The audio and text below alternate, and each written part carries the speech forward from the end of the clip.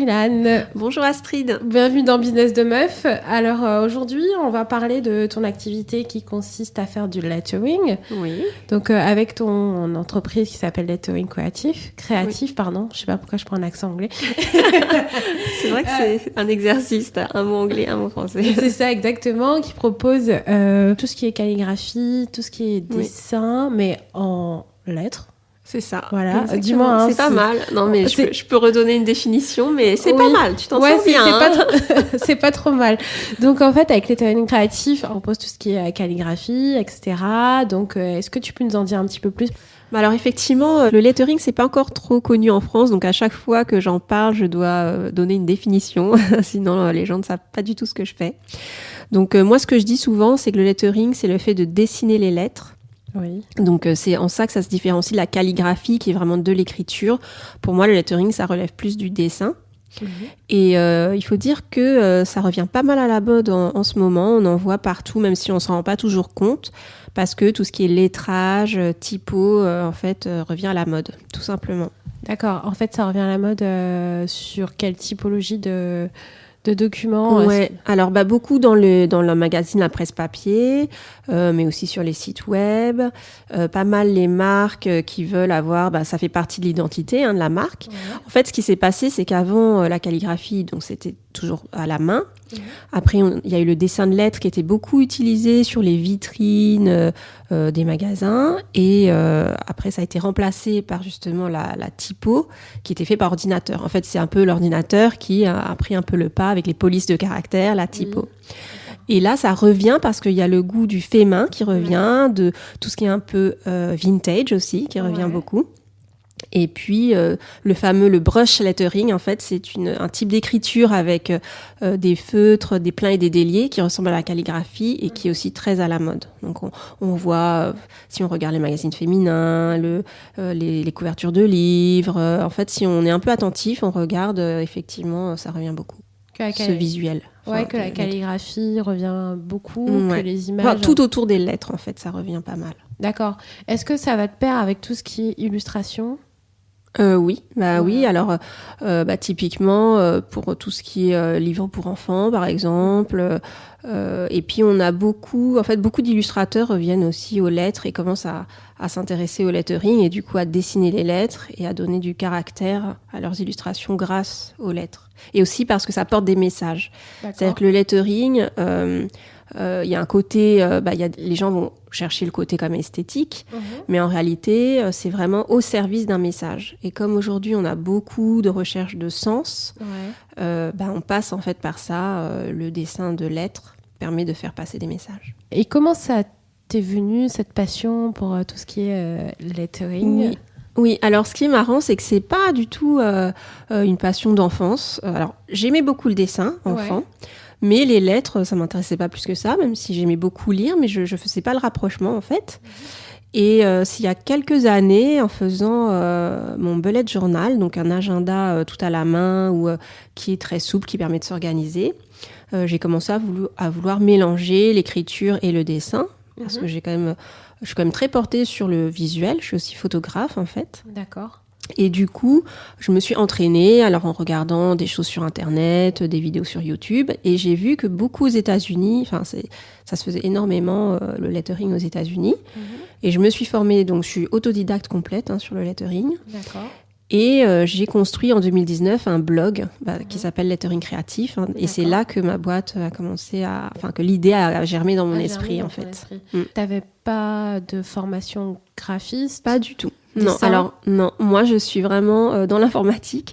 J'ai fait une école de commerce et je me suis spécialisée en système d'information. Donc c'était vraiment pure informatique, pas du tout dans l'infographie, pas du tout dans le dessin. Non, vraiment rien à voir en réalité. D'accord. Donc c'est vraiment, je suis pure autodidacte. En fait, tu as fait un grand écart avec ce que tu faisais avant. Complètement. Mais complètement. Mais au final, tu as quand même une partie qui reste informatique. Parce que tu fais tout à la main, mais est-ce qu'il y a des choses que tu fais aussi Est-ce qu'il y a des choses que tu fais aussi sur PC, etc. Ouais, c'est une bonne question. Alors en fait, donc moi j'ai quitté mon job dans l'informatique pour me vraiment consacrer complètement au lettering. Donc au départ par le blog, parce que moi quand j'apprends quelque chose, j'ai vraiment envie de le retransmettre. Ça, c'est un truc, une constante chez moi. Et au début, comme je rejetais justement, enfin pas je rejetais, mais j'avais besoin de prendre de la distance par rapport à mon ancien métier, c'était justement le retour à tout le fait main. Donc au départ, le lettering, c'était complètement du fait main, donc papier, feutre, crayon, gomme. Et petit à petit, j'ai commencé à m'intéresser au lettering informatique, c'est-à-dire, on m'a offert l'année dernière, enfin il y a un peu moins d'un an, un iPad où j'ai testé l'application Procreate. Alors il faut savoir que Procreate est très utilisé dans le monde des artistes en lettering. C'est juste une application de dessin, mais c'est vrai que sur l'iPad, donc il y a un stylet qui est tactile, donc on peut vraiment reproduire du lettering et de la calligraphie avec cet outil-là.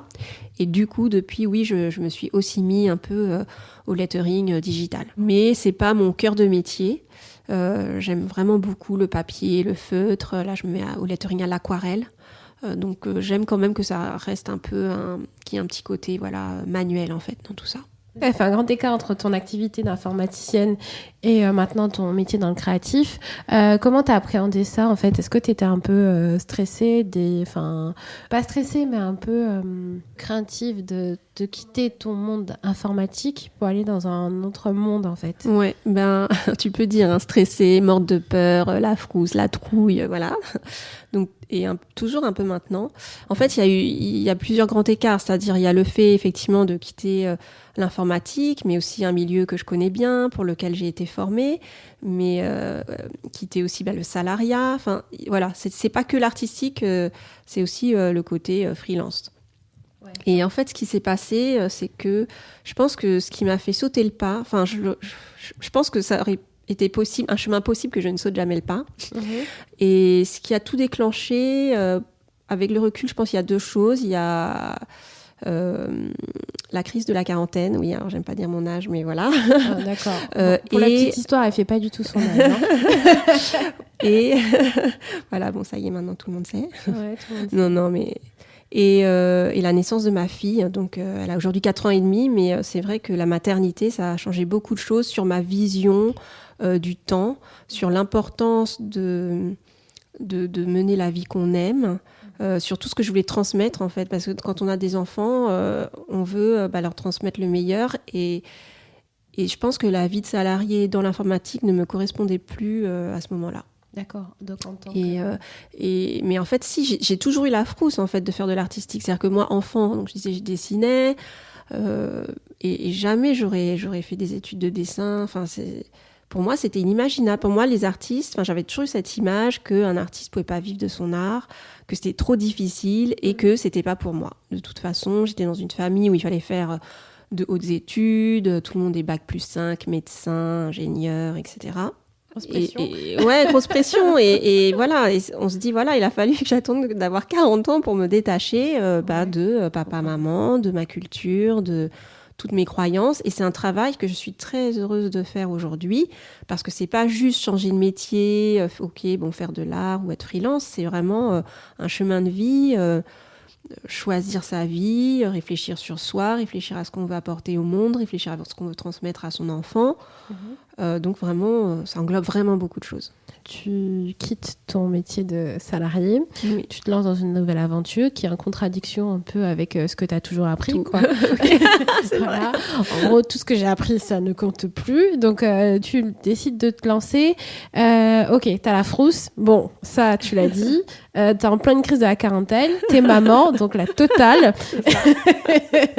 Voilà. Et comment tu te lances ? Comment tu mets les choses en place Oui, alors, ouais, c'est vrai. Alors, ça, c'est une très bonne question, parce que je pense que c'est un peu atypique comme manière de se lancer. Enfin, en tout cas, parmi mes amis entrepreneurs, quand j'en parle. Parce que donc j'ai pris un congé pour création d'entreprise. D'accord. Et je n'ai pas le chômage, j'ai pas trop de parachute. C'est comme un congé sans solde en fait. Oui, c'est ça. Oui, un congé sabbatique. C'est-à-dire, en gros, il y a deux choses. Si j'ai le parachute de pouvoir revenir dans mon ancien emploi, par contre, je n'ai aucun revenu. D'accord. Et je n'ai plus la mutuelle, je n'ai plus les congés payés, les RTT, tous ces trucs-là. Que je regrette un peu, voilà.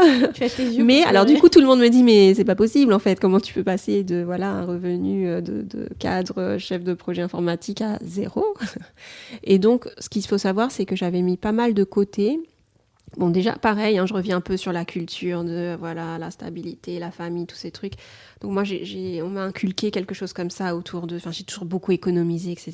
Et en fait j'avais un méga gros projet à la trentaine. Donc, ma crise de la trentaine, c'était un autre gros projet, c'était un tour du monde, seul. J'étais célibataire à l'époque. Et donc, j'ai mis vraiment beaucoup de côté. C'est-à-dire que plus que je pense que les gens mettent de côté habituellement en se disant « je vais acheter une voiture ».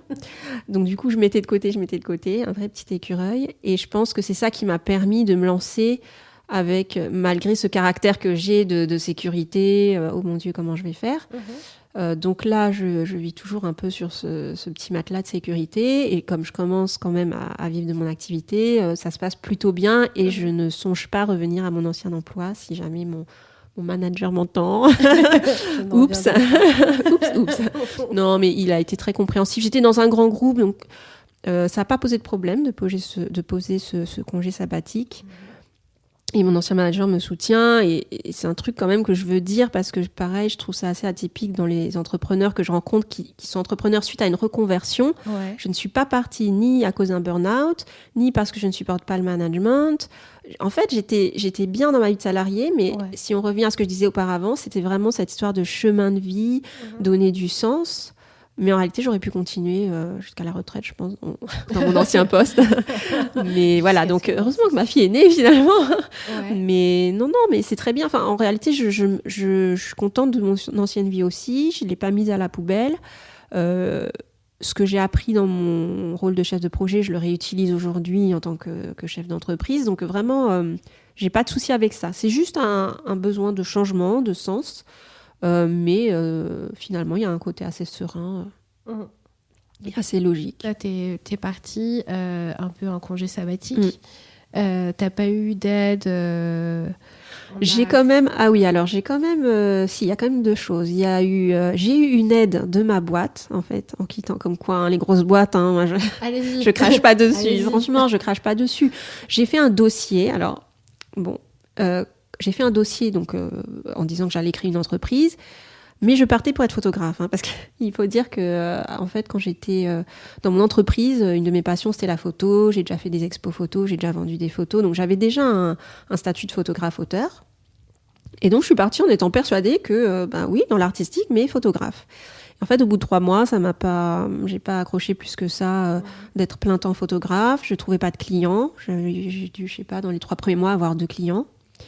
Payé au lance-pierre. Et en fait, moi, j'avais besoin de renouveau, je pense. Et donc, il y avait ce fameux blog de lettering que j'avais créé. Et c'est là où je me suis dit, non, mais ça peut le faire.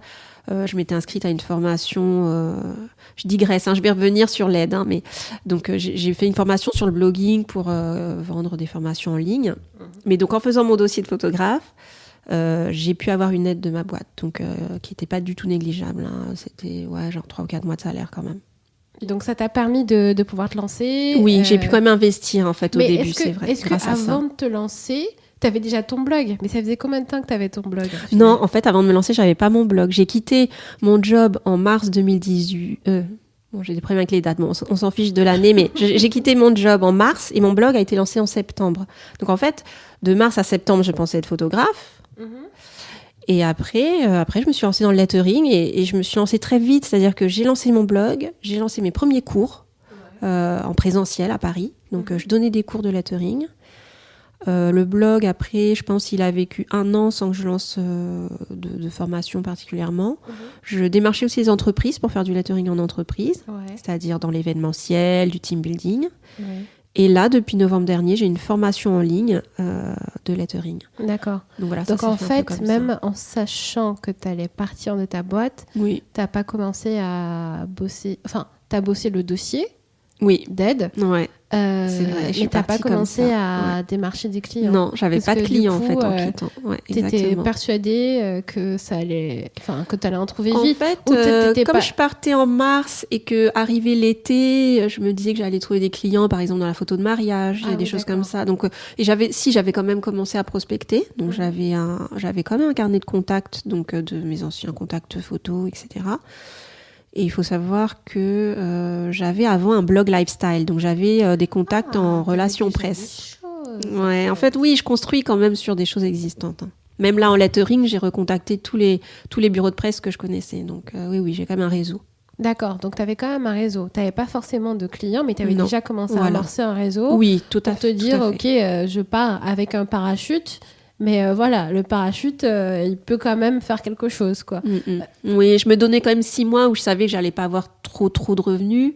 Mais tu t'étais déjà mis en tête pour me former, pour prospecter, etc. D'accord, donc en fait, tes 6 premiers mois, tu les as vus plus comme un moment où tu allais réfléchir. Oui. Enfin, tu allais recontacter ton carnet d'adresse, que tu allais commencer à construire tes offres et que tu allais finalement pouvoir rebondir sur des choses, quoi. C'est ça. Okay. Oui, donc pas forcément de plan pas plan commercial, mais tu savais que tu allais réactiver ton réseau. Ah oui. D'accord, ok.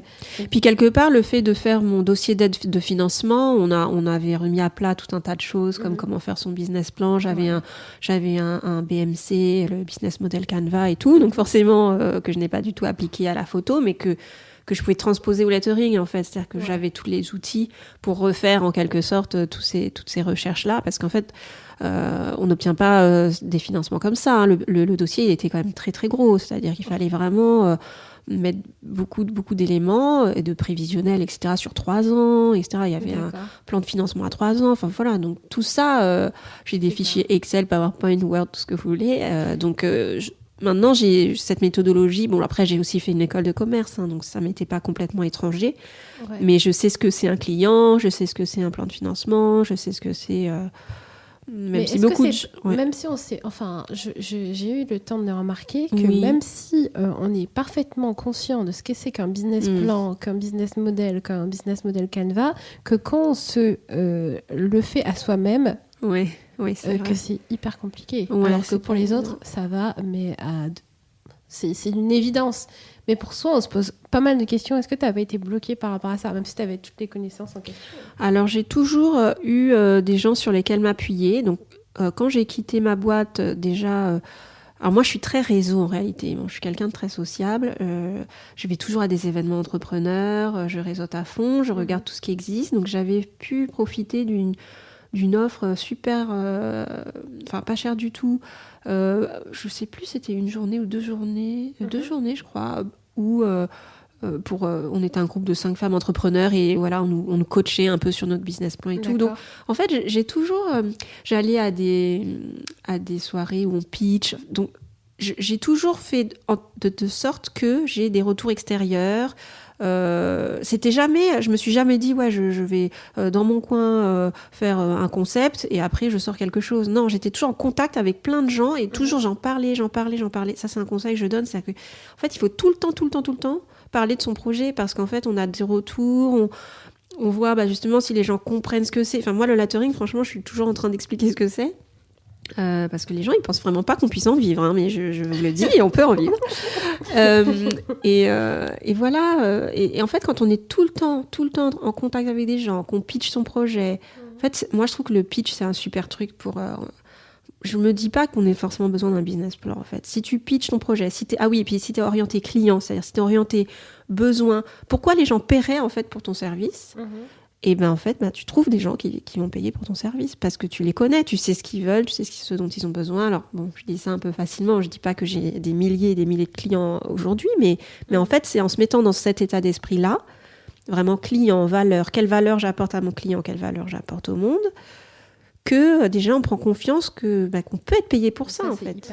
Et toujours auprès d'autres personnes. Sinon, on a une sorte de mauvais prisme, on se juge pas bien soi-même. Donc plus on en parle, plus on a le retour des autres, On voit aussi très vite ce qui ne va pas, parce que les autres vont nous dire, ah ben non, ce truc-là, maintenant, je comprends pas du tout. Ça se voit au visage des gens qui comprennent pas. C'est ça. Le petit froncement sourcil, voilà. Ils plissent le front au milieu, là, ils disent... Puis en plus, c'est très drôle, parce qu'ils essaient de rester polis. Hein.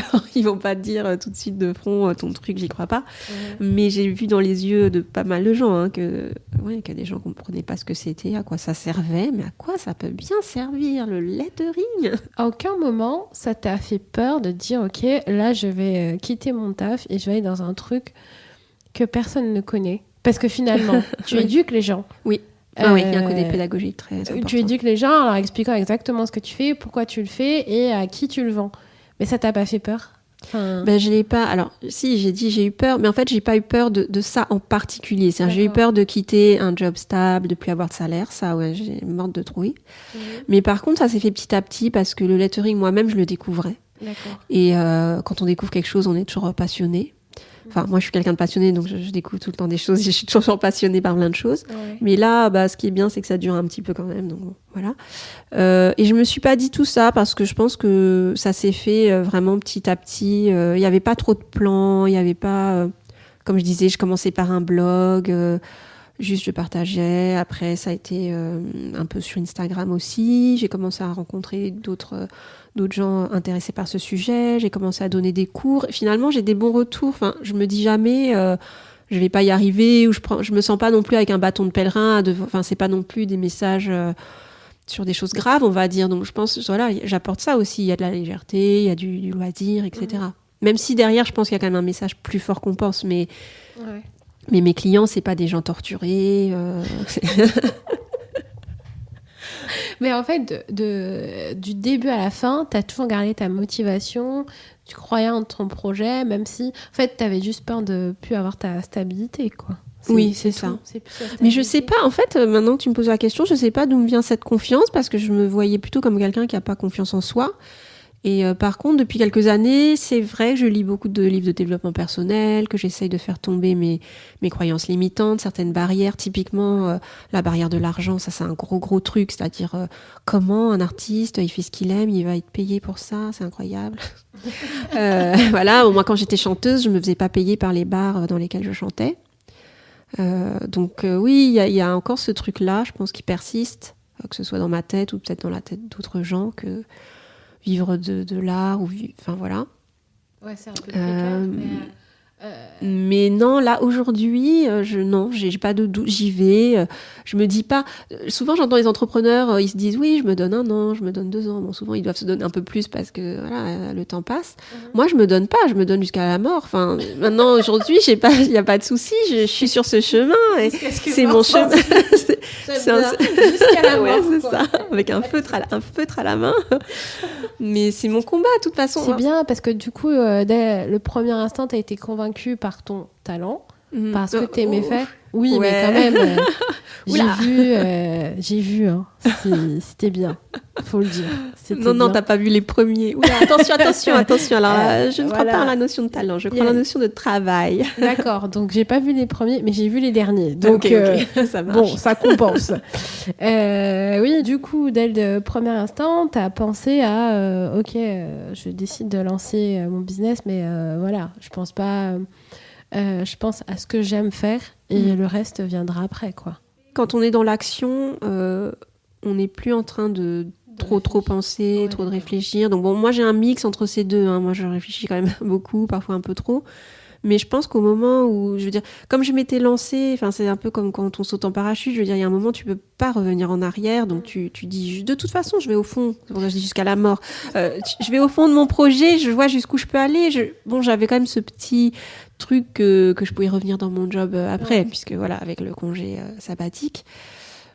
Mais je voyais que ça allait, que j'avançais. Je voyais que chaque jour qui passait, je faisais une action vers mon rêve. Voilà, chaque jour qui passait, j'avais une action. Je me tournais vraiment pas les pouces. Alors je vais pas dire, voilà, je vais dire un truc qui est pas du tout politiquement correct par rapport à mes amis qui ont le chômage, mais moi j'ai vu quand même autour de moi des gens qui les premiers mois ne faisaient rien, quoi. Enfin parce que voilà, ils avaient, mine de rien, le chômage ça tombait tous les mois. je leur jette vraiment pas la pierre parce que je pense qu'après, ça dépend des caractères, des gens, de la situation, parce qu'on a besoin de se reconstruire aussi, et parfois, donc il n'y a pas de souci. Mais ce que je veux dire, c'est que moi, quand je suis partie, je savais que chaque jour que je vivais, je faisais une action vers mon rêve. Voilà.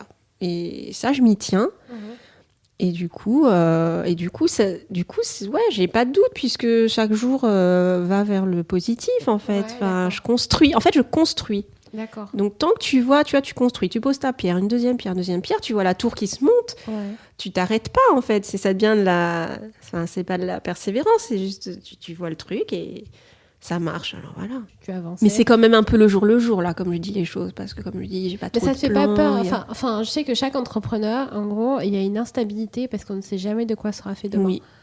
Donc, ça, en fait, il faut toujours être dans l'action, dans le mouvement pour toujours se remettre en cause, même quand ça marche en fait. Ouais, même quand ça marche, même quand ça marche. Donc voilà. Faut jamais s'arrêter. Sinon, vous allez voir, vous allez toucher le fond. Mais on se découvre en fait. Enfin, c'est ça qui est bien, c'est que moi cette force-là, je me la connaissais pas, parce que comme je disais encore une fois, moi au début, je croyais que ce que j'aimais c'était la stabilité. Si je remplissais des questionnaires de personnalité, ce qui revenait c'était la stabilité, la peur du lendemain, ou je sais pas trop quoi. Donc comme quoi, la crise de la quarantaine, finalement, ça a du bon, je sais pas. Voilà, mais voilà, non mais ça dépend des caractères, enfin, c'est dur à dire. Hein. Et encore, là, ça fait que 2 ans que je suis lancée, donc je sais pas si j'ai le recul suffisant, et ça se trouve, je vais me prendre des grosses baffes.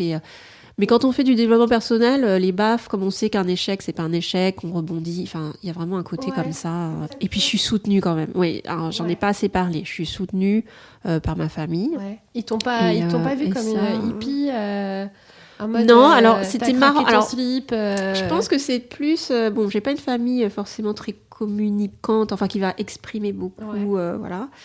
Je pense qu'eux aussi ont peur pour moi, mais comme ils me l'ont pas fait trop ressentir, je pense que du coup ça va. J'ai pas eu de pression, ils m'ont pas dit mais qu'est-ce que tu fais. Enfin, je pense que ils se disent qu'à 40 ans, voilà, ils vont pas me redonner des leçons comme quand j'avais 18 bien ans. Réfléchi. Mais quel que soit l'âge, que soit l'âge, les gens te disent toujours t'es partie. J'ai pas eu ça. Non, j'ai pas eu ça. Bizarrement, moi j'ai pas même eu pas ça. de la famille, mais l'entourage.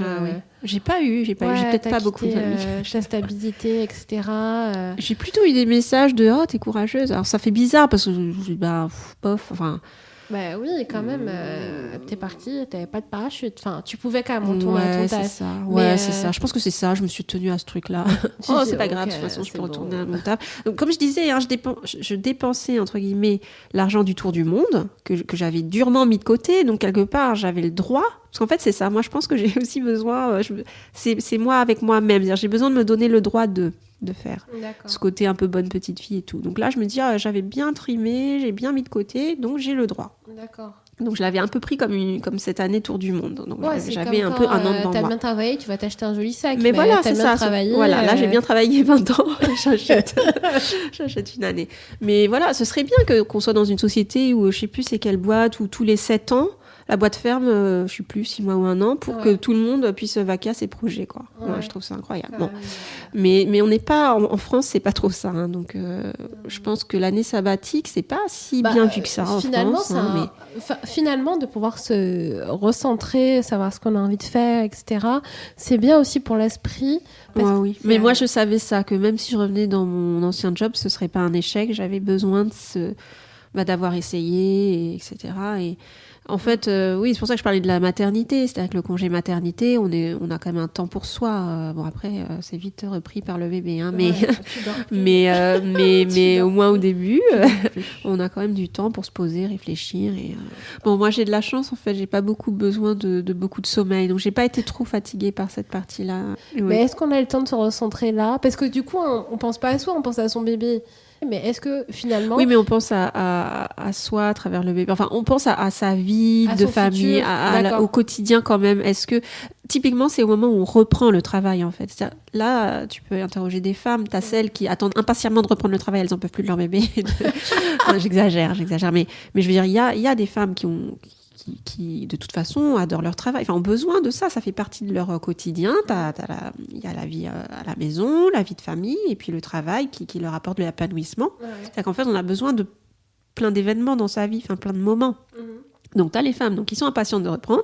Tu as les femmes qui ne veulent pas du tout reprendre. En fait, elles détestaient leur job. Enfin, en fait, c'est bien, ça met en lumière pas mal de choses. Ouais. Et après, tu as... donc après, tu as repris ton travail. Et là, tu commences à voir les horaires. Et là, tu dis, oh là, alors je peux pas chercher mon enfant à telle heure, machin, ou le matin, tu cours et tout. En fait, c'est cette course-là. Moi, tant que j'avais pas d'enfant, mes horaires de bureau me convenaient. J'avais pas de soucis. En plus, cadre, tu fais un peu comme tu veux. Faut quand même le dire. Ouais. T'es libre. Enfin, voilà. Bon, normalement... Enfin, quand même, en général, tu travailles plus, mais je veux dire, t'es plus souple aussi. Donc, si un jour, je sais pas, t'as besoin d'une demi-heure ou d'une heure de plus parce que t'attends ton plombier, bon, je veux dire, t'as le droit, quoi. Bon, voilà, je caricature.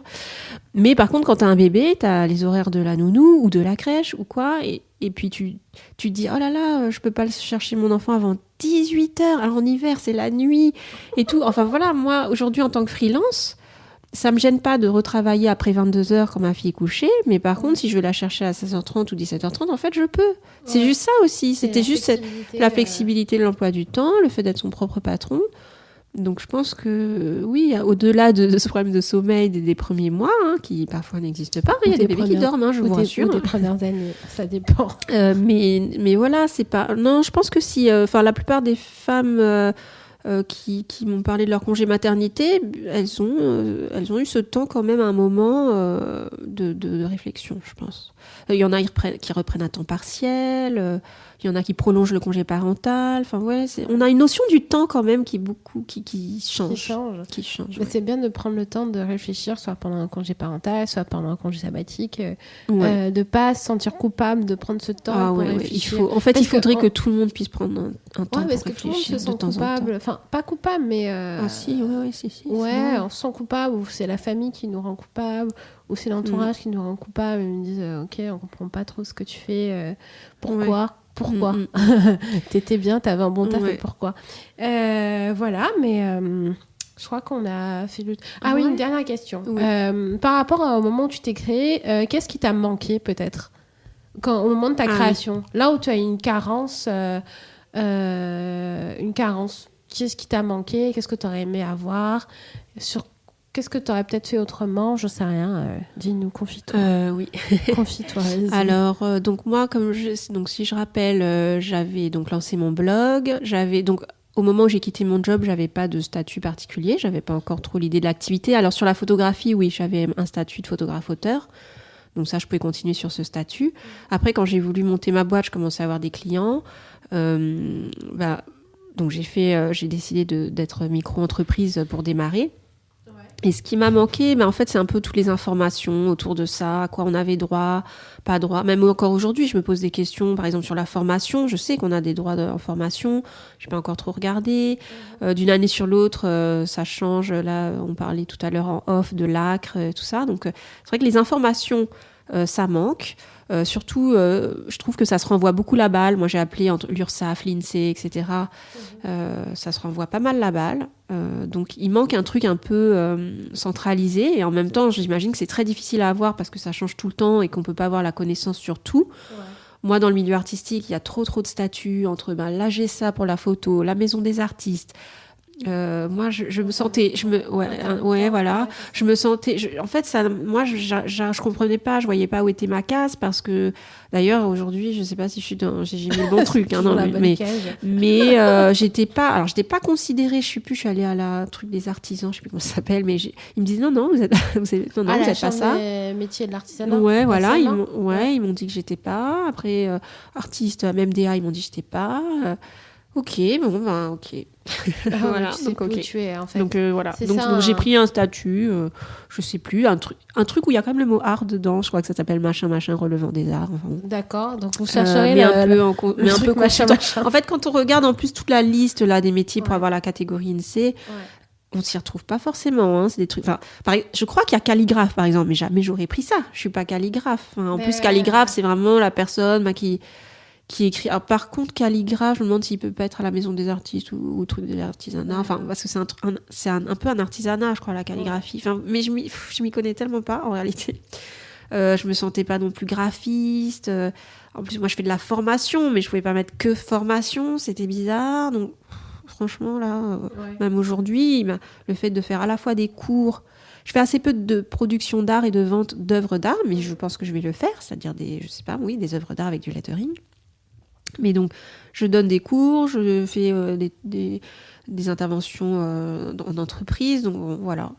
Donc, c'est au niveau des statuts, au niveau où tu dois te Aujourd'hui, c'est fourniture. Moi, je me suis mise dans un truc fourniture de service plutôt. D'accord. Je me sens plus là-dedans. Donc, tu sais pas si tu es rattaché à la chambre des métiers de l'artisanat, tu sais pas si tu es rattaché à la chambre de commerce. Il me dit que non, donc je pense que c'est en général, plutôt... les gens, ils peuvent pas savoir s'ils sont rattachés à la chambre des métiers, à la chambre de commerce, à la maison des artistes, s'ils sont intermittents du spectacle, voilà. Oui, puis en plus, on peut cumuler. Non, enfin, moi, sur le cumul, je trouve ça assez vague. C'est-à-dire, moi, je suis aussi auteur et je continue la photo, donc voilà, c'est un peu compliqué. Des fois, tu peux avoir le même...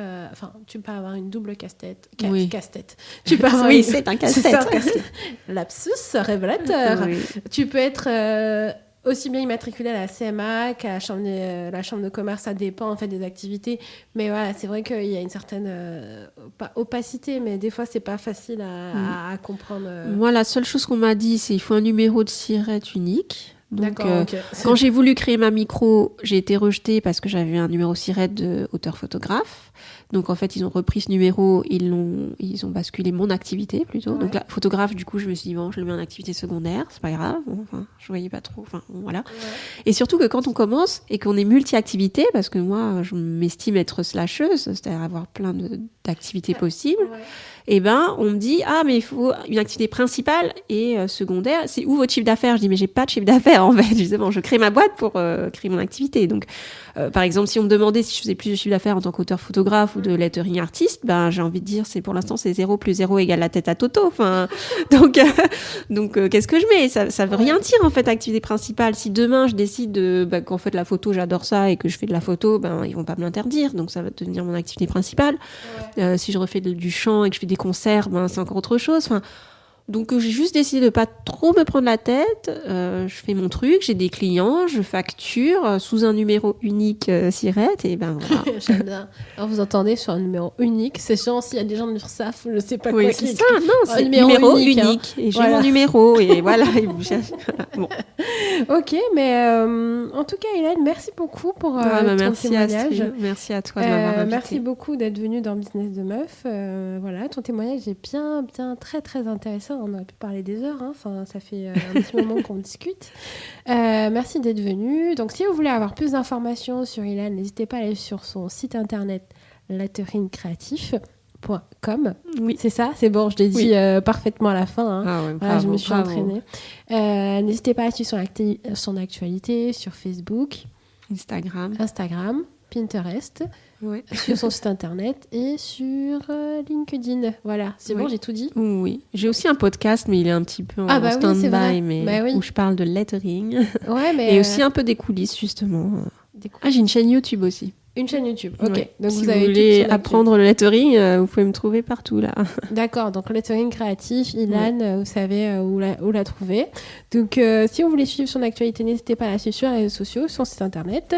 Et si vous voulez avoir toutes les actualités de Business de Meuf, n'hésitez pas à vous inscrire et à nous suivre sur le site internet Business de Meuf et sur les réseaux sociaux Business de Meuf sur Instagram, LinkedIn, Facebook et YouTube. Et c'est déjà très bien. Voilà. Et je vous dis à bientôt. Merci beaucoup.